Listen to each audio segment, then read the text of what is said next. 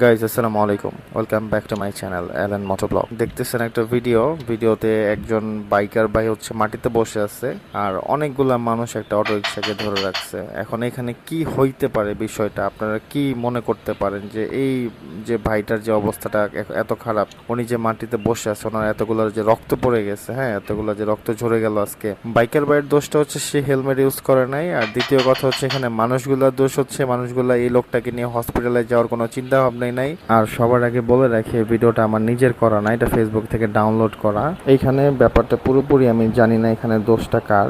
হইতে পারে বাইকার উল্টা আসছে, আর হইতে পারে হচ্ছে অটো কেন ফ্লাইওভারে উঠলো, অটো তো উঠার কোনো নিয়ম নাই। আর এই সারাদিনে এই যে গরিব মানুষগুলা, এই অটো রিক্সাগুলা, এগুলা যে মানুষকে কি পরিমাণ ভোগান্তিতে পালায়, কি পরিমাণ মানুষদেরকে জ্বালায়, কি পরিমাণ ওদের ভুলের কারণে কতগুলা মানুষ দুনিয়া থেকে চলে যাইতেছে, এইটা কখনো আপনারা চিন্তা করছেন? এটা কখনোই আপনারা চিন্তা করবেন না। আপনারা আবেগ দিয়ে একটা কথা বলে ফেলেন, গরিব মানুষ গরিব মানুষ।